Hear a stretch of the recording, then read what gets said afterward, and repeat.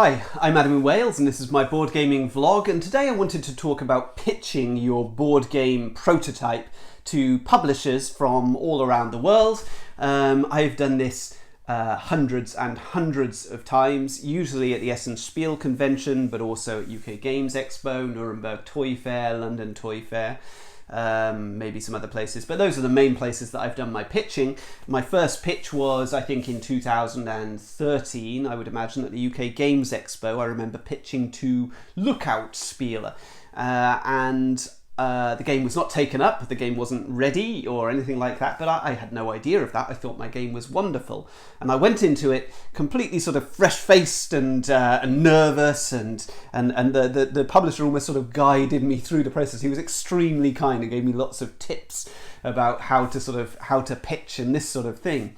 And I think actually that's a mistake that a lot of people make, is that they go into those initial pitches so sort of excited and nervous to meet the publishers and so grateful for the opportunity that I think sometimes that means they sell themselves a little bit short. You need to remember that this is a business interaction. This is not just an extension of your hobby.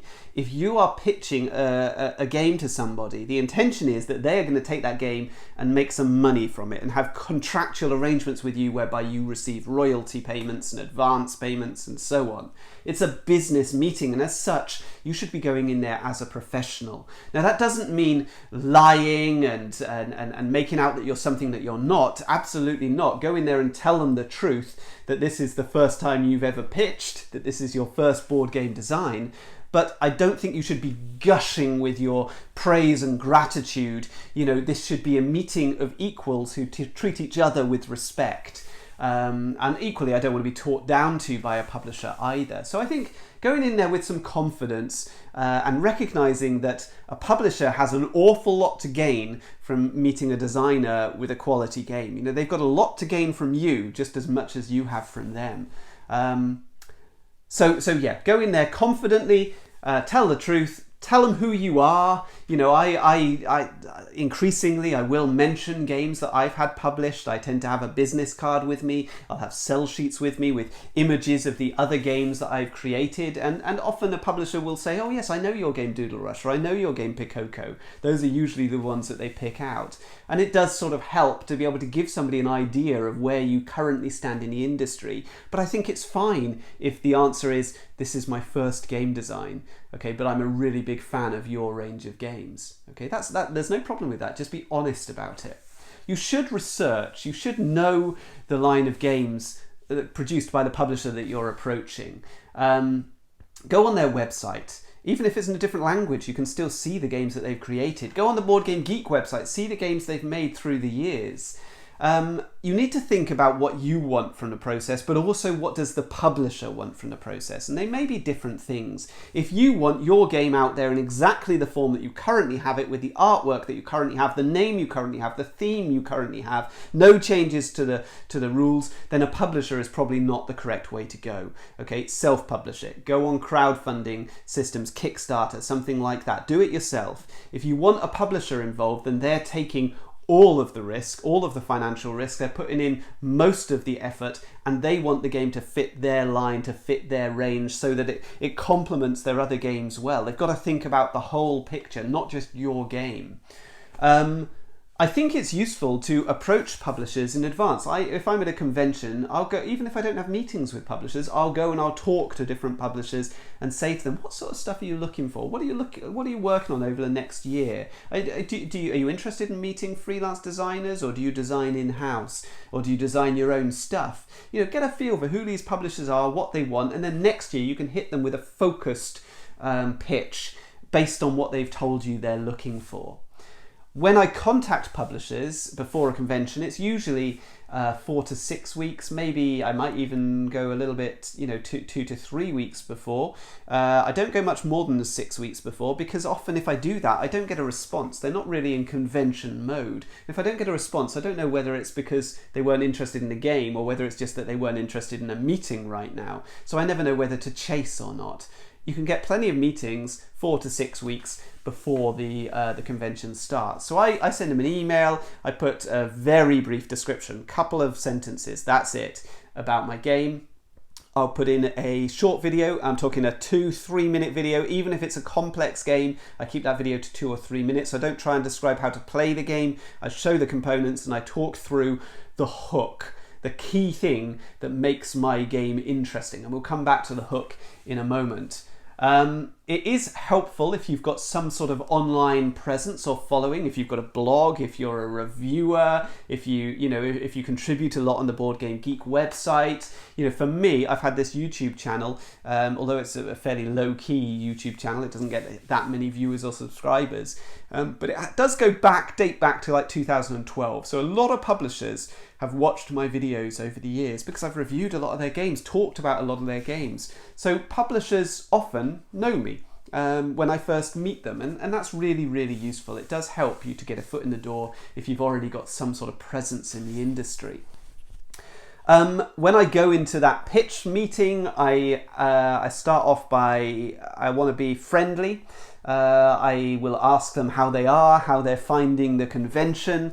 I don't want to get too much into small talk because usually you've only got 20 or 30 minutes. Sometimes the publisher might ask you, have you seen any games that you've particularly enjoyed, anything particular to look at? So they might make small talk with you. But again, I'd keep it relatively brief because you don't want to waste time in that meeting, albeit you do want to make a human connection.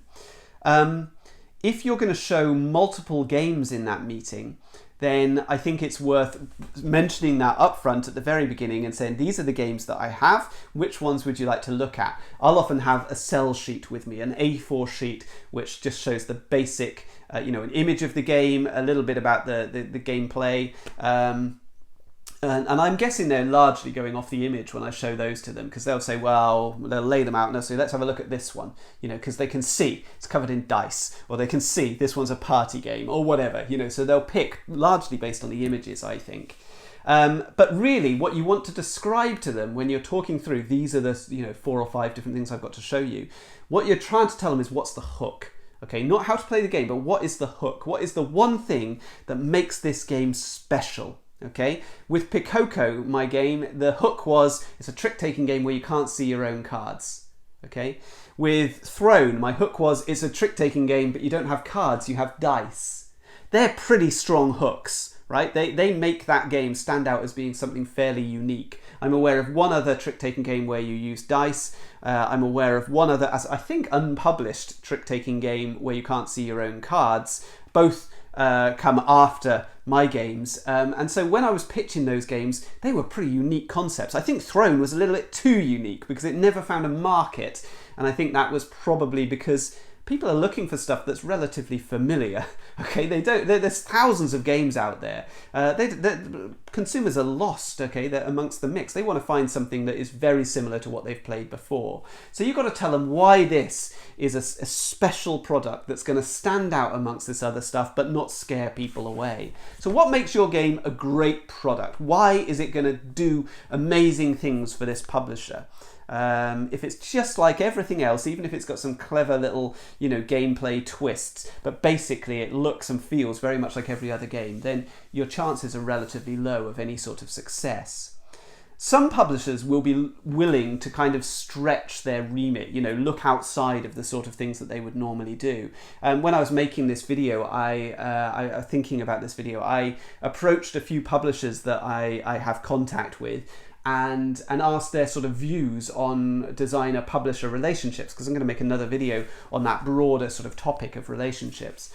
Hadi Barkat from Helvetique, who make games like this, Misty and Bandido and Hippo and Omerta, he came back to me and said he doesn't mind people pitching something that might stretch his line, but he wants that person to tell him why he should be interested, why it might be beneficial for Helvetique to do that, okay? And I suspect if you showed him something that was wildly outside what Helvetique normally do, then the answer would probably be no.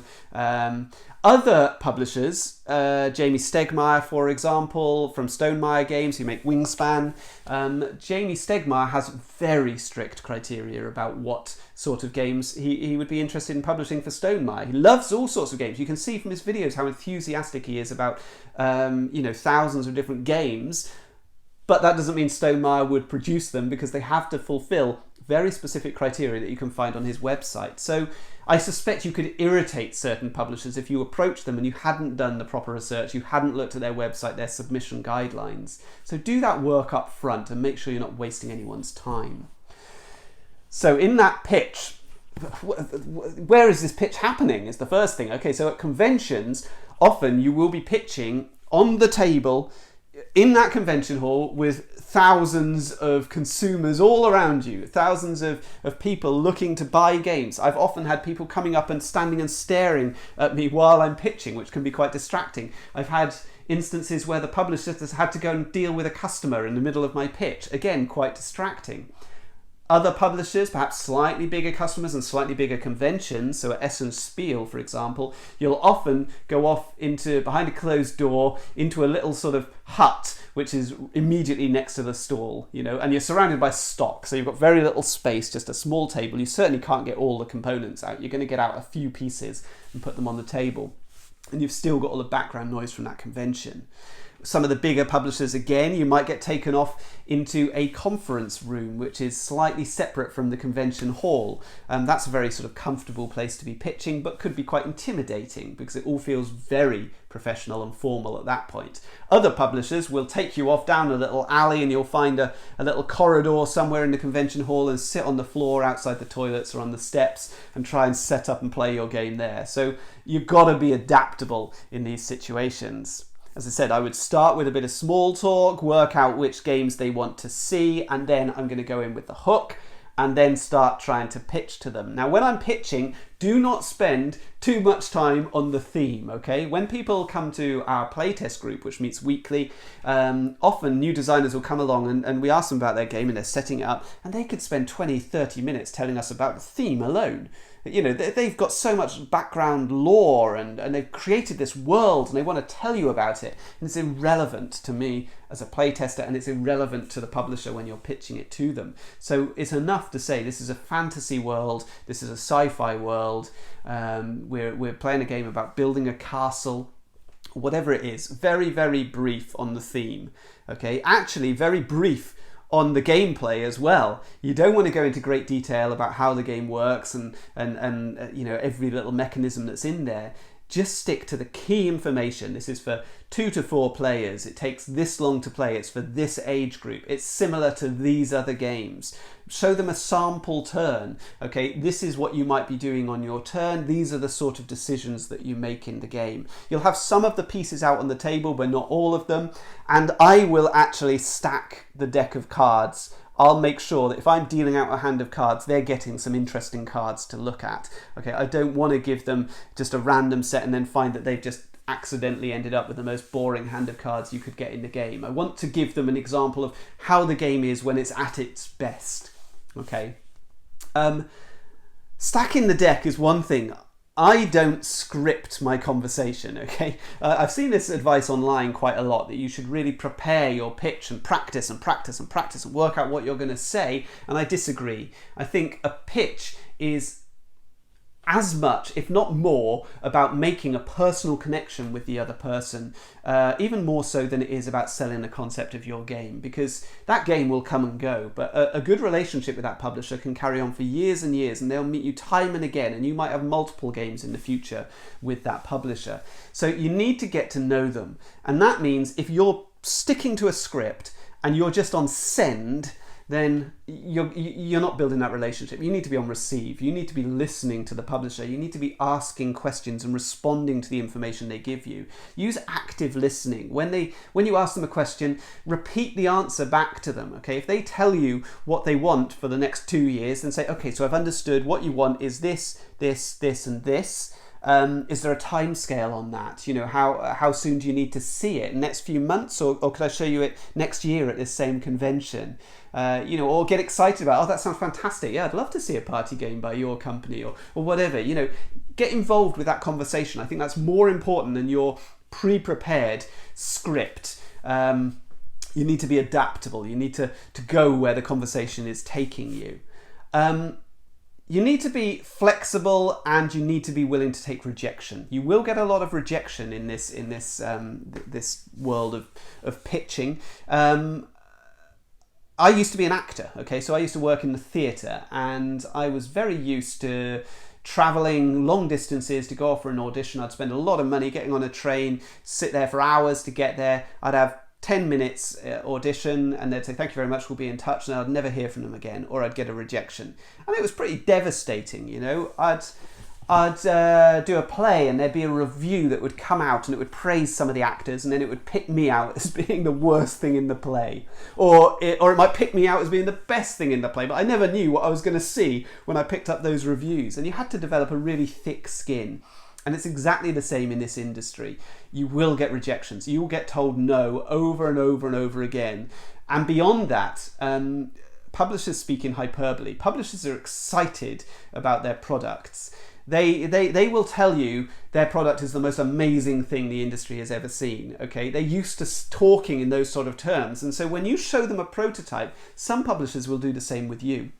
I have had publishers tell me that my game, I remember Pakoko showing it to people. That was an interesting journey because it was such an odd sort of game for people to see. I remember a publisher telling me it was the most exciting twist on trick-taking he had seen in years, and they produce a lot of trick-taking games, this company.